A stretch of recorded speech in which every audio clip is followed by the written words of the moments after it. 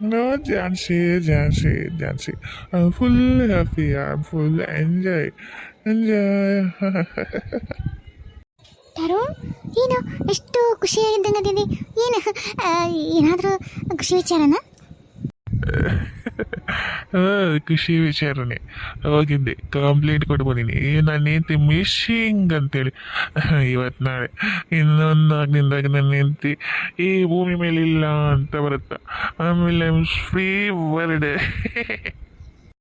ಏನು ಹೌದಾ ಎಲ್ಲಿ ಮಿಸ್ಸಿಂಗ್ ಅಂತ ಹೇಳಿದಿ ಮನ್ಯಾಗ ಅಲ್ಲೆಲ್ಲ ಕರ್ಕೊಂಡು ಏನಂತ ಹೇಳಿಲ್ಲ ಆಮೇಲೆ ನನ್ನ ಮೇಲೆ ಸುಮ್ಮನೆ ಏನಕ್ಕೋರಿ ಅದು ಇದು ಅನ್ಸಲು ಹಚ್ಚಿಬಿಡ್ತಾರ ನಾವು ತಲೆ ತಿಂತಾರ ಅದಕ್ಕೆ ಇದ್ದಕ್ಕಿದ್ದಂಗೆ ಎಲ್ಲಿ ಹೋಗಿ ಹೇಳೋ ಗೊತ್ತಿಲ್ಲ ಓ ಏನು ಯಾರೋ ಕಿಡ್ನ್ಯಾಪ್ ಮಾಡೋ ಏನೋ ಗೊತ್ತಿಲ್ಲ ಅಂದರೆ ನನ್ನ ಹೆಂಡತಿ ಮಿಸ್ಸಿಂಗ್ ಆಗಿರೋ ಅಂತಂದೆ ಕಂಪ್ಲೇಂಟ್ ಮಾಡ್ಬಿಟ್ಟು ಅಲ್ಲ ನೀನು ಇಲ್ಲಿ ಹಿಂಗೆ ಕಂಪ್ಲೇಂಟು ಇಲ್ಲಿ ಮಿಸ್ ಆಗ್ಯಾರಂದ್ರೆ ಆದ್ರೆ ನಿನ್ನ ಹೆಂಡತಿ ಬಾಡಿ ಅಲ್ಲಿ ಸಿಕ್ಕಿರ್ತೈತಿ ಇಲ್ಲ ಅಥವಾ ಬಾಡಿ ಸಿಗ್ಲಿಕ್ಕೂ ಇಲ್ಲ ಅಲ್ಲಿ ಹೆಂಗೆ ಗೊತ್ತಾಗುತ್ತೆ ಮತ್ತು ಈಗ ನಿನ್ನ ಹೆಂಡತಿ ಸತ್ತೇ ಬಿಟ್ಟ ಅಂತಂದು ಹೆಂಗೆ ಕನ್ಫರ್ಮ್ ಆಗುತ್ತಾ ಫೋಟೋ ಕಟ್ಟು ಏನೆಲ್ಲ ಅಲ್ಲಿ ಡೆಲಿವರಿ ಸಿಕ್ಕಿರ್ತೈತೆ ಎಲ್ಲ ಆಲ್ ಇಂಡಿಯಾಕ್ಕೆಲ್ಲ ಸ್ಟೇಷನ್ನಿಗೆ ಫೋಟೋ ಅವ್ರು ಕಳಿಸ್ತಾರೆ ಇಲ್ಲಿ ಮಿಸ್ಸಿಂಗ್ ಅಂತಂದ್ರೆ ಕಂಪ್ಲೇಂಟ್ ಎಲ್ಲಾರು ಅಂತ ನೋಡ್ತಾರಲ್ಲ ಒಂದೊಂದು ಹೆಂಡತಿ ಫೋಟೋ ಮಿಸ್ಸಿಂಗ್ ಇದ್ದಿದ್ರಾಗ ನೋಡಿ ಸತ್ತಿದ್ರಾಗಿನ ಫೋಟೋ ನೋಡಿ ನನಗೆ ಫೋನ್ ಮಾಡಿ ಕನ್ಫರ್ಮ್ ಆಗುತ್ತೆ ಲಕ್ಷ್ಮಿ ಸತ್ತಾಳಂತಂದು ತಿಳ್ಕೊಂಡು ಫುಲ್ ಪಾರ್ಟಿ ಮಾಡತ್ತಾರ ಪಾರ್ಟಿನ ಆಕೆ ಇನ್ನೂ ಬದುಕಿರೋದು ಇವಂಗೆ ಗೊತ್ತೇ ಇಲ್ಲ ಲಕ್ಷ್ಮಿ ನೋಡ್ದೇನ ನಿನ್ನ ಗಂಡನ್ನ ನೀನು ಸಾಯೋದ ಕಾಯಕತ್ತಿದ್ದ ಅನ್ಸತ್ತ ನೋಡು ನೀನು ಸಾಯ್ತಿ ಅಂತಂದು ಗೊತ್ತಾಗಲಿ ಅಂತ ಎಷ್ಟು ಖುಷಿ ಪ್ರಾರ್ಥನೆಗೆ ಕೊಟ್ಟಾಗ ಒಂದು ವೇಳೆ ನೀನು ನಿಜವಾಗೂ ಸತ್ತಿದ್ರ ಇದೆಲ್ಲ ನಿಜವಾಗೂ ನಡೀತಿತ್ತು ಹಿಂಗೆ ಆದ್ರೆ ನೀನು ನೋಡ್ತಿದ್ದಿಲ್ಲ ಸತ್ತು ನಮ್ಮಂಗೆ ನೋಡ್ತಿದ್ದಿ ಆದ್ರೆ ನಿನ್ನ ಕೈಗೆ ಏನೂ ಮಾಡೋಕ್ಕಾಗ್ತಿದ್ದಿಲ್ಲ ಆದರೆ ಈಗ ನೀನು ಬದುಕಿದಿ ನೀನು ಕಣ್ಣಿಲ್ಲೇ ನೋಡಾಕತ್ತಿದ್ದಿ ಇವ್ರನ್ನ ಮಾತ್ರ ಸುಮ್ಮನೆ ಬಿಡಬೇಡ ಏನಾದರೂ ಒಂದು ಶಿಕ್ಷೆ ಕೊಡಲೇಬೇಕು ಇವ್ರ ಜೀವನ ಪರ್ಯಂತ ನಳಬೇಕು ಹಂಗೆ ಮಾಡು ನಾಳೆ ನಾನು ಹೋಗಿ ಏನು ಮಾಡ್ಬೇಕು ಮಾಡ್ತೀನಿ ನಾನು ಕನಸು ಕಾಣಕತ್ತೀನ ಅಥವಾ ಭ್ರಮೇನ ಈ ನನಗೆ ಹುಚ್ಚ ಹಿಡಿತ ಏನಾಗತ್ತೆ ನನಗೆ ಈ ನನ್ನ ಕೈಯಾಗಿರೋ ಪೇಪರು ಕರೆವಾ ಏನಿದು ಏನಿದು ಇದು ಸಾಧ್ಯನಾ ಇಲ್ಲ ನಾನು ಕನಸು ಕಾಣಕತ್ತೀನಿ ಹೇ ತರುಣ್ ಯಾಕೆ ಇಷ್ಟು ಟೆನ್ಷನ್ ಮಾಡ್ಕೊಂಡಿ ಏನದು ಪೇಪರ್ ಸ್ವಲ್ಪ ಈ ಪೇಪರು ಓದಿ ಹೇಳು ನಂಗೆ ಒಂಚೂರು ಏನಿದು ಪೇಪರ್ ಯಾಕೆ ಇಷ್ಟು ಟೆನ್ಷನ್ ಮಾಡ್ಕೊಂಡಿ ತರುಣ್ ಏನಿದು ಪೇಪರ್ ಇದು ಯಾವಾಗ ಬಂತಿದೆ ಈಗ ಬಂತು ಅನ್ಸುತ್ತೆ ಆಫೀಸ್ನಾಗ ಈಗ ಕೊಟ್ಟರು ನಂಗೆ ಅಲ್ಲ ಇದು ಹೆಂಗೆ ಸಾಧ್ಯ ಅಂತ ನನಗೆ ಏನೋ ತಿಳಿವಲ್ತು ಈ ಎಲ್ಲ ಆಸ್ತಿ ಇದೆಲ್ಲ ಪ್ರಾಪರ್ಟಿ ಎಲ್ಲ ನನ್ನ ಏಂಟಿ ಹೆಸರಲ್ಲೇ ಆಗೈತಿ ನನಗೂ ಇದಕ್ಕೂ ಏನೋ ಸಂಬಂಧನೇ ಇಲ್ಲ ಅಂತಂದಾಗೈತಿ ಅಷ್ಟಕ್ಕೂ ನಾನು ಏಂಟಿ ಸತ್ತಳ ನಾನೇ ಅಲ್ಲ ಕೊಂದಿದ್ದು ಈಗ ಇದು ಯಾರು ಮಾಡಿದಿಂಗ ಅದು ಹೆಂಗೆ ಸಾಧ್ಯ ತರುಣ್ ಬಹುಶಃ ನೀನೇನಾದರೂ ನನ್ನ ಕೊಟ್ಟಾಗ ಅಫೇರ್ ಇರೋದು ಗೊತ್ತಾಗಿ ನೀನು ಏನಾದರೂ ನನ್ನ ಕೊಟ್ಟಾಗ ಹೋಗಿ ನನಗೆ ಮೋಸ ಮಾಡ್ತಾನ ಅಂತ ಆಕೆಗೆ ಅನಿಸಿ ಅದಕ್ಕೆ ಏನಾದರೂ ಮೊದಲು ಇದನ್ನು ಮಾಡಿದ್ಲ ಅನ್ಸುತ್ತೆ ಅದು ಇವಾಗ ಏನಾದರೂ ಬಂದಿರ್ಬೋದು ಈಗ ಆಕೆ ಬದುಕಿಲ್ಲಲ್ಲ ಯಾಕೆ ಚಿಂತೆ ಮಾಡ್ತಿ ಇಲ್ಲ ಅಥವಾ ಡೇಟ್ ನೋಟ್ ಮಾಡ್ಯಾರ ನೋಡು ಅದನ್ನು ಕಳಿಸಿರೋದು ಇವತ್ತು ಬೆಳಿಗ್ಗೆ ಕಳಿಸ್ಯಾರ ಇವಾಗ ಸಾಯಂಕಾಲ ನನಗೆ ಈಗ ಬಂದೈತಿ ಅದು ಇದೇ ಊರು ಇಲ್ಲೇ ಕೋರ್ಟಿನಿಂದ ನೋಟಿಸ್ ಇದು ನೋಡು ಅಬ್ಸರ್ವ್ ಮಾಡು ಹಾಂ ಹೌದು ಆದರೆ ಇದು ಹೆಂಗೆ ಸಾಧ್ಯ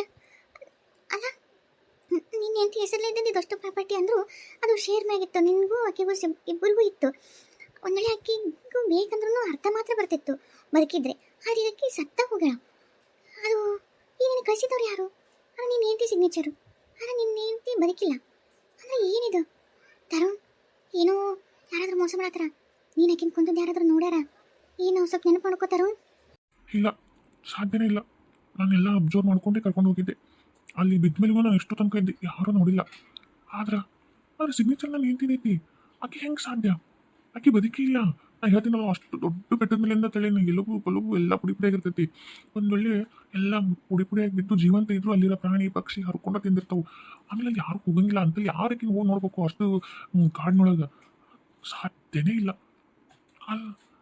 ಒಂದು ವೇಳೆ ಹೋಗ್ಲಿ ನಿಮ್ಮ ಪ್ರಕಾರ ಇಲ್ಲ ಜನರ ಪ್ರಕಾರ ನೋಡಿ ಅಲ್ಲಿಂದ ಬಿದ್ದು ಅಷ್ಟೆಲ್ಲ ಪೆಟ್ಟು ಗಾಯ ಆಗಿ ಅಕ್ಕಿ ರಿಕವರಿ ಆಗೋಕ್ಕೆ ಏನಿಲ್ಲ ಅಂದರೂ ಮಿನಿಮಮ್ ಒಂದು 6-7 ತಿಂಗಳನ್ನಾದರೂ ಬೇಕಾ 6-7 ತಿಂಗಳ ತನಕನೂ ದಡ್ಡಕ್ಕೂ ಆಗಲ್ಲ ಆಮೇಲೆ ತಲೆಗೆ ಹೊಡೆದು ಬಿದ್ದರಂತೂ ಕೋಮಾಗಿ ಹೋದ್ರಂತೂ ವರ್ಷಗಟ್ಲೆನೇ ಬೇಕು ಆದರೆ ಇದು ಹೆಂಗೆ ಸಾಧ್ಯ ಅಲ್ಲ ಆಕೆ ನಿಜವಾಗೂ ನಾನು ಹೇಳ್ತೀನ ಅಥವಾ ಬೇರೆ ಯಾರಾದರೂ ಹಿಂಗೆ ಬ್ಲ್ಯಾಕ್ ಮೇಲ್ ಮಾಡತ್ತಾರ ಹೌದು ತರುಣ್ ನೀ ಹೇಳಿದ ಪ್ರಕಾರ ನೀನು ಹೆಂಡತಿ ಬದುಕಿರಂಗಿಲ್ಲ ಸತ್ತಿರ್ತಾ ಇಲ್ಲ ನೀ ಹೇಳಿದ ಪ್ರಕಾರ ಆಗಿರ್ತೈತಿ ಆದರೆ ಈ ನೋಟಿಸ್ ಕಳಿಸಿದವ್ರು ಯಾರೋ ನೋಡಿರ್ಬೇಕು ನೀನು ಬೆಳೆಸಿದ್ದು ಅದು ನಿನ್ನ ಹೆಂಡತಿ ಬಗ್ಗೆ ಎಲ್ಲ ತಿಳ್ಕೊಂಡು ಏನೋ ಕೇಸು ಗೋಲ್ಮಾಲು ಮಾಡಿರ್ಬೋದು ಸರಿ ಅದನ್ನು ಹೋಗ್ತೀನಿ, ಆದರೆ ಸಾಕ್ಷಿಗಳು ಬೇಕಲ್ಲ.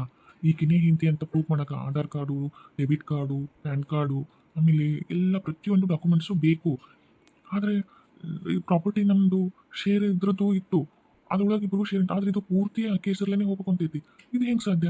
ಇವೆಲ್ಲ ಕಾಗದಪತ್ರ ಬೇರೆ ಯಾರ ಕಡೆಗಿದೆ ಅವ್ರ ಕೈಗೆ ಹೆಂಗೆ ಸಿಗ್ತಾವು? ಇದು ಏನಿದೆ ನನಗೆ ಅಯೋಮಯ ಆಗ್ತಾ ಐತಿ, ನನಗೆ ಏನೂ ತಿಳಿಯವಲ್ತು. ತರುಣ್, ಒಂದು ಕೆಲಸ ಮಾಡೋಣ.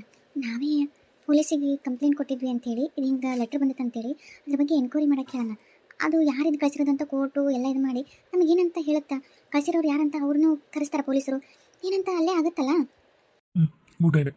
ಯಾರಿಗೂ ನಮಗೆ ಬ್ಲ್ಯಾಕ್ ಮೇಲ್ ಮಾಡ್ರಂತ ಪೊಲೀಸರಿಗೆ ಇನ್ಫಾರ್ಮೇಷನ್ ಮಾಡಿದ್ರೆ ನಾಳೆ ಒಂದು ವೇಳೆ ಸತ್ತು ನ್ಯೂಸ್ ಬಂದರು ಹಿಂಗೆಲ್ಲ ಆಗೈತಿ ಸತ್ತಾಳ ಅಂತೇಳಿ ನಮ್ಮ ಕಡೆನೇ ಆಗುತ್ತೆ. ಕೇಸು ಯಾವುದೂ ಪ್ರಾಬ್ಲಮ್ ಬರೋದೇ ಇಲ್ಲ.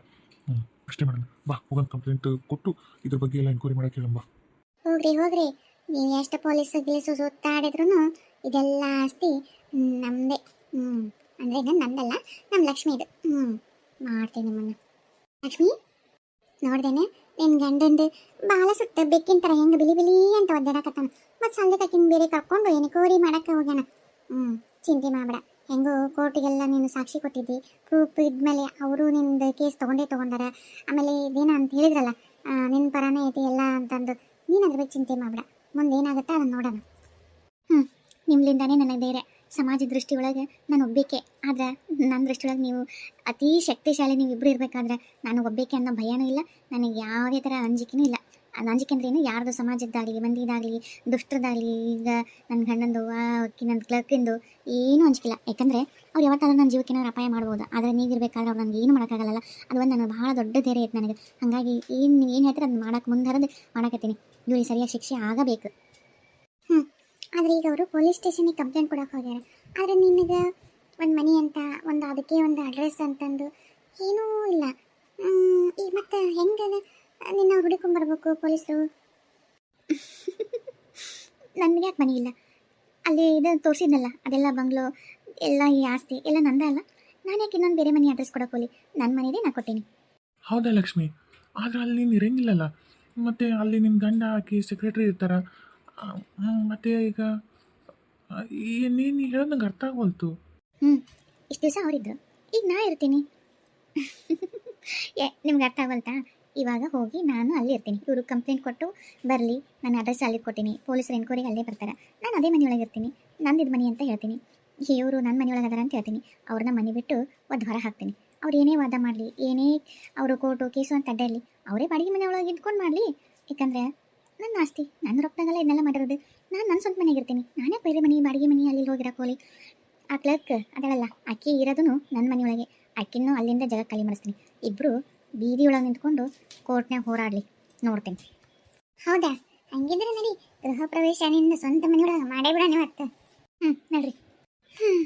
ಇವಾಗ ನನಗೆ ಖುಷಿ ಆಗತೈತಿ.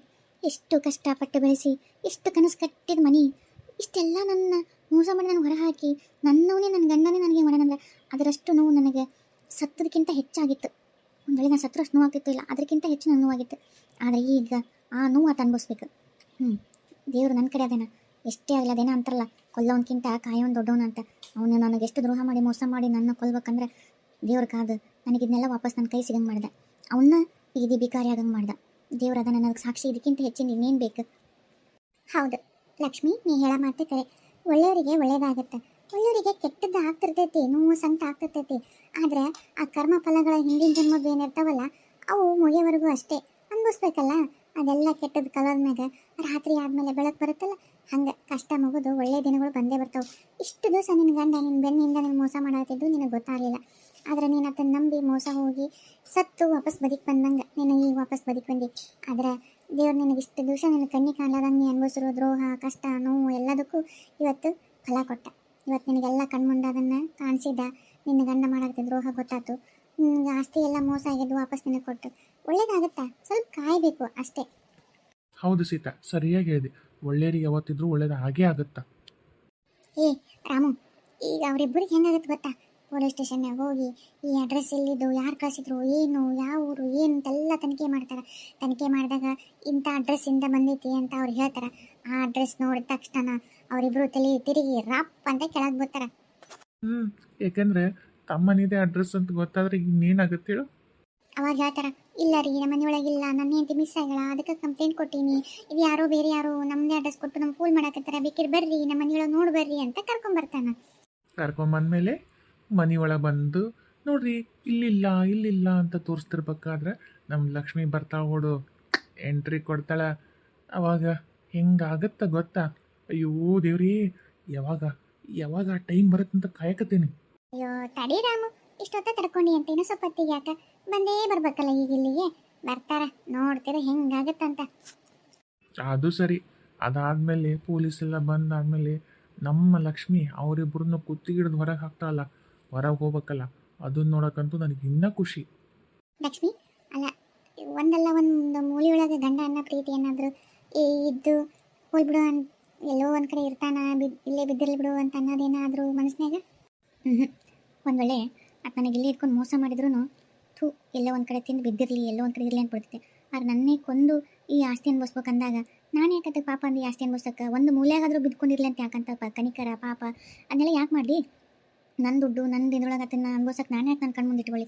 ನೋಡ್ದಂಗೆಲ್ಲ ಅದನ್ನು ನನ್ನ ಕೊಂದವನು, ನನ್ನ ಕೊಲ್ಲಕ್ಕೆ ಪ್ರಯತ್ನ ಪಟ್ಟವನು, ನನ್ನ ಮೋಸ ಮಾಡಿದವನು ಅಂತ ಕಣ್ಣು ಮುಂದೆ ನೋವು ಅನ್ಭವಿಸ್ಬೇಕ? ಅದನ್ನು ಮರೆತು ನನ್ನ ಜೀವನ ನಾನು ಆರಾಮಿರ್ತೀನಿ. ಆದರೆ ಅವನ್ನ ಮಾತ್ರ ಯಾವ ಕಾರಣಕ್ಕೂ ಕ್ಷಮಿಸಲ್ಲ, ಪಾಪನೂ ಅನ್ನಲ್ಲ. ಅಲ್ಲೇ ಲಕ್ಷ್ಮಿ, ಹಂಗಂದ್ರೆ ಜೀವನ ಪರ್ಯಂತರ ನೀನು ಒಂಟಿಯಾಗಿರ್ತೀಯ? ನೀವು ಇರ್ತೀರಲ್ಲ ನನ್ನ ಜೊತೆಗೆ. ಲಕ್ಷ್ಮಿ, ನಾವೆಲ್ಲಿ ಇಲ್ಲಿರೋಕ್ಕಾಗುತ್ತೆ? ನಾವು ಒಂದೆಲ್ಲ ಒಂದು ಹೋಗ್ಲೇಬೇಕಲ್ಲ. ಆದ್ರೆ ನೀವು ಒಂಟಿ ಆಗ್ತೀವಿ ಮತ್ತು ನಿನ್ನ ಮುಂದಿನ ಜೀವನ ಹೆಂಗೆ ಕಳೀತೀವಿ? ಯಾರಾದರೂ ಒಬ್ಬರ ಜೊತೆಗಾರರು ಬೇಕಲ್ಲ. ನೀನು ಯಾಕೆ ಇನ್ನೊಂದು ಮದುವೆ ಮಾಡ್ಕೋಬಾರ್ದು? ಚಲೋ ಹುಡುಗನ ನಾವ ನೋಡ್ತೀವಿ, ಅದು ಒಳ್ಳೇದಿರಬೇಕು, ನೀನು ಚಲೋ ನೋಡ್ಕೋಬೇಕು ಅಂಥವನ್ನ ನಾವು ನೋಡಿ ಕರ್ಕೊಂಬರ್ತೀವಿ. ನೀನು ಯಾಕೆ ಮದುವೆ ಮಾಡ್ಕೋಬಾರ್ದು? ಇಲ್ಲ, ನಾನು ಜೀವನದಾಗಿ ಯಾವತ್ತೂ ನಾನು ಮದುವೆ ಅನ್ನೋದು ಕನಸು ಮನಸ್ಸಿನಾಗೂ ನಾನು ನೆನ್ಪು ಮಾಡ್ಕೊಳ್ಳಂಗಿಲ್ಲ. ನನಗೆ ಮದುವೆ ಬೇಡ, ಗಂಡ ಬೇಡ, ಯಾರೂ ಬೇಡ. ನನ್ನ ಪಾಡಿಗೆ ನಾನು ಒಬ್ಬೇಕಿರ್ತೀನಿ. ನಾನು ದುಡ್ದೀನಿ, ನನ್ನ ಆಸ್ತಿ ಐತಿ, ಬಡಬಗ್ರಿಗೆ ಹಂಚ್ತೀನಿ, ಒಳ್ಳೆತನ ದೇವರು ದಿಂಡ್ರು ಇಂಥವ್ರಿಗೆಲ್ಲ ದಾನ ಧರ್ಮ ಪೂಜೆ ಏನೋ ನನ್ನ ಕೈಲಿ ಏನಾಗುತ್ತೆಲ್ಲ ಮಾಡ್ತೀನಿ. ಆದರೆ ನನಗೆ ಗಂಡ ಅನ್ನೋ ಶಬ್ದನೇ ಬೇಡ. ಅಲ್ಲ ಸೀತಾ, ಒಂದಾದ್ರೂ ಒಂದು ಮಗು ಇದ್ದಿದ್ರೆ, ಒಂದು ಗಂಡು ಒಂದು ಹೆಣ್ಣು ಇದ್ರೆ ಅದು ಮಗುವಿಗೋಸ್ಕರ ದುಡಿತಾಳ. ಆ ಮಗುವಿಂದು ಆಸೆ ಅನ್ನೋದು ಬೇಕಲ್ಲ. ಮನುಷ್ಯ ಅಂದ ಮೇಲೆ ಒಂದಲ್ಲ ಒಂದು ಆಸೆ ಬೇಕು ಜೀವನದಾಗ ಬದುಕಬೇಕಂದ್ರೆ. ಈಗ ಗಂಡ ಇಲ್ಲಾಂದ್ರೆ ಮಕ್ಕಳು ಸಲ ಬದುಕ್ತೀವಿ, ಮೊಮ್ಮಕ್ಕಳು ಸಲ ಬದುಕ್ತೀವಿ, ಒಂದೇನೋ ಒಂದು ಇರುತ್ತಲ್ಲ. ಅದಕ್ಕೆ ಈಗ ಮನುಷ್ಯಗೆ ಆಸೆ ಇಲ್ಲ ಅಂದಮೇಲೆ ಜಿಗುಪ್ಸೆ ಬರುತ್ತೆ, ಜೀವನ ಬದುಕೋಕ್ಕೂ ಒಳ್ಳೆ ಅನಿಸುತ್ತೆ. ಆದರೆ ನಿನಗೊಂದು ಮಗು ಇದ್ರೆ ನಾವೇನು ಚಿಂತೆ ಮಾಡ್ತಿದ್ದಿಲ್ಲ, ಅದೂ ಇಲ್ಲ. ಅದಕ್ಕೆ ಒಂದು ಜೊತೆಗೆ ಯಾರಾದರೂ ನಿಮ್ಗೊಂದು ಗಂಡ ಅಂದರೆ ಮತ್ತು ಮುಂದೆ ನಿನ್ನ ಸಂಸಾರ ಮತ್ತು ಮಕ್ಕಳು ಮರಿ ಅಂತಂದು ಎಲ್ಲ ಆಗುತ್ತೆ. ಯಾಕೆ ಹಿಂಗೆ ಒಬ್ಬಕ್ಕೆ ಒಂಟಿ ಜೀವನ ಕಳಿಬೇಕು? ಮಕ್ಕಳಾಗಬೇಕಂದ್ರೆ ಮದುವೆನೇ ಆಗ್ಬೇಕಂತ ಏನಿಲ್ಲ. ನನಗೆ ಮದುವೆ ಬೇಡ, ಆದರೆ ಮಕ್ಕಳು ನಾನು ಪಡ್ಕೋತೀನಿ. ಅದೇಂಗ ಗಂಡಿಲ್ಲ ಅಂದ್ರೆ ಮಕ್ಕಳು ಮಾಡ್ಕೊಂಡ್ರೆ ಸಮಾಜ ಏನತ್ತ? ಆಮೇಲೆ ನಿನ್ಗೆ ಹೆಸರು ಕೆಡಂಗಿಲ್ಲ? ಅಯ್ಯೋ, ನಾನು ಹಂಗೆ ಅನ್ನಕತ್ತಿಲ್ಲ. ನಾನು ಮಕ್ಕಳು ಮಾಡ್ಕೋತಂದ್ರೆ ನನ್ನಿಂದ ಅಂತಲ್ಲ. ಅನಾಥಾಶ್ರಮದೊಳಗೆ ಬೇಕಾದಷ್ಟು ಮಕ್ಕಳು ಇರ್ತಾವೆ. ಅದ್ರಾಗ ನನಗೆ ಎಷ್ಟು ಬೇಕು ಮಕ್ಕಳನ್ನ ಅಷ್ಟು ನಾನು ದತ್ತು ತೊಗೋತೀನಿ. ನನ್ನ ಮಕ್ಕಳಂತ ನಾನು ಜೋಪಾನ ಮಾಡ್ಕೊತೀನಿ. ನಾಳೆ ನನ್ನ ಆಸ್ತಿ ಎಲ್ಲ ಅವ್ರಿಗೆ ಬರೀತೀನಿ. ನಾಳೆ ಅವ್ರನ್ನ ನೋಡ್ಕೊತಾರೆ. ನನ್ನದು ಒಂದು ಕುಟುಂಬ ಆಗುತ್ತಲ್ಲ. ಗಂಡನೇ ಬೇಕಂತೇನಿಲ್ಲ. ಗುಡ್ ಸೀತಾ, ನಿನ್ನ ನಿರ್ಧಾರ ಸರಿಯಾಗೈತಿ.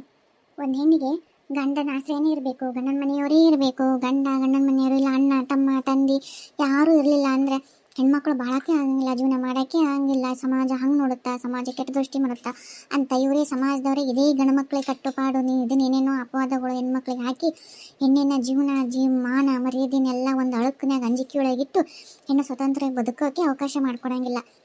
ನೀನು ಸರಿಯಾಗಿ ನಿರ್ಧಾರ ಮಾಡಿದಿ. ಮಕ್ಕಳು ಬೇಕಾದಂಗೆ ಸಿಗ್ತಾರೆ, ರೊಕ್ಕ ಇದ್ರೆ ಎಲ್ಲ. ಆದ್ರೆ ಈ ಸಮಾಜದೊಳಗೆ ಹಂಚ್ಕೊಂಡು ನಡೆದ್ರೆ ಅದು ಬದುಕೋಕ್ಕೆ ಸಾಧ್ಯ ಇಲ್ಲ. ನೀನು ಸರಿಯಾಗಿ ಮಾತಾಡ್ತಾ ಇದ್ದೆ. ಮದರ್ ತೆರೇಸಾ ಅವ್ರ ಮದುವೆ ಆಗಿಲ್ಲ, ಆದರೆ ಎಷ್ಟು ಮಕ್ಕಳು ತಾಯಿ ಆದರು ಅದೇ ರೀತಿ ಆಸ್ತಿ ಬೇಕಾದಂಗೆ ಐತಿ. ನಾನು ಮಕ್ಕಳನ್ನ ಜೋಪಾನ ಮಾಡ್ತಾನೆ, ಮಾತ್ರ ಮಕ್ಕಳನ್ನ ತಂದೆ ತಾಯಿ ಇಲ್ದಂಗೆ ಅದೆಷ್ಟು ಕಷ್ಟಪಟ್ಟು ಆ ಜೀವನ ಮಾಡೋಂಥ ಮಕ್ಕಳಿಗೆ ಒಳ್ಳೆ ಜೀವನ ಪಾಠ ಅವರಿಗೆಲ್ಲ ಕೊಟ್ಟರೆ ನಂದು ಒಂದು ಒಳ್ಳೆ ಸಾಧನೆ ಆಗುತ್ತೆ. ನಂದು ಒಂದು ಏನೋ ಒಂದು ಗುರಿ, ಅಂದರೆ ಎಷ್ಟು ಜನ ಜೀವನ ಉದ್ಧಾರ ಮಾಡಿ ನಾನು ಒಂದು ಪುಣ್ಯನಾದರೂ ಸಿಗುತ್ತೆ. ಇಷ್ಟೇ ನನ್ನ ಜೀವನದಾಗಿದ್ದು, ಒಂದೇ ನನ್ನ ಆಸೆ. ನನಗೆ ಈ ಥರ ಗಂಡ ಹತ್ತು ನನಗೆ ಜಿಗುಪ್ಸೆ ಬಂದು ಹೋಯ್ತು. ನನ್ನ ಜೀವನ ಗಂಡ ಅನ್ನೋ ಶಬ್ದ ನನಗೆ ಅಸಹ್ಯ ಅನ್ಸಕತ್ತು. ಸರಿ, ಬೋರಿಂಗ್ ಮಾತಾಯ್ತು. ಇವಾಗ ಎಂಜಾಯ್ ಮಾಡೋಣ. ಇವಾಗ ಹೆಂಗೆ ನಿನ್ನ ಗಂಡ ಬರ್ತಾನ? ಅಕ್ಕಿನೂ ಬರ್ತಾನೆ. ಇನ್ನೂ ಸ್ವಲ್ಪ ಲೇಟಾಗಿ ಅವ್ರು ಬರೋದು. ಹೆಂಗಿದ್ರು ಮಸ್ತ್ ನಿಮ್ಮ ಹೊಸ ಅಡುಗೆ ಮನೆ ಅಂದರೆ ನಿನಗೆ ಹಳೆದು ನಮಗೆ ಹೊಸ ಅದು. ಸ್ವಲ್ಪ ಏನಾದರೂ ರುಚಿ ಅಡುಗೆ ಮಾಡ್ತೀಯಾ? ಮಸ್ತ್ ಎಲ್ಲರೂ ತಿಂದು ಮಸ್ತ್ ಪಾರ್ಟಿ ಮಾಡೋಣ. ನೋಡ್ರಿ, ನಾನು ಮಸ್ತ್ ಅಡುಗೆ ಮಾಡ್ತೀನಿ. ನಿಮ್ಗೇನು ಬೇಕೇಳ್ರಿ ಎಲ್ಲ ಮಾಡ್ತೀನಿ. ಹಬ್ಬ, ಇವಾಗ ಹೊಟ್ಟೆ ಹಸ್ತಿತ್ತು. ಈ ಊಟ ಅಂತಂದದಕ್ಕೆ ಇನ್ನೂ ಹಶು ಆಗತ್ತು. ಅದ್ರಾಗ ಲಕ್ಷ್ಮಿ ಕೈಯಂದು ಊಟ ಮಾಡ್ರಿ, ಜರಿ ಊಟ ಮಾಡಿಬಿಡೋಣ.